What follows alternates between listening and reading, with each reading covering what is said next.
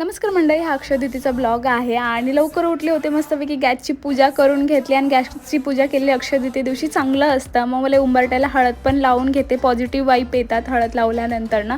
मग हळद कुंकू लावले, छोटीशी फुलांची रांगोळी काढली, ते मस्त वाटत होतं. आणि नंतर मग शेवाईचा भात आणि ब्लॅक कॉफी खाऊन जिमला गेले आणि आज ना माझ्या पोटात अचानक दुखायला लागलं होतं. मग काहीच वर्कआउट नाही केला, तशीच आले घरी थोडासा करून. मग घरी आले तर मस्तपैकी आळूचे पराठे केले होते, नवरोबाला खायला दिले आधे.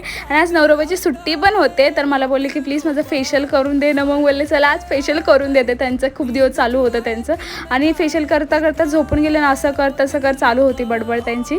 आणि नंतर ना मग चहा आणला होता, चहा पिली. मग रात्रीच्या वेळा मी बाहेर गेलो होतो, DIYला गेलो.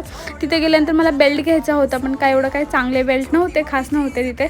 मग काही घेतलं नाही. हे नवरोबानं आणून मला बेल्ट दिले होते. नाही त्यांनी पाणीपुरी खाल्ली आणि घरी आलं हे क्रंचेस घेतले होते DIYमधनं. आणि आल्यानंतर कलिंगड कापलं, एकदम लालसर कलिंगड निघलं होतं.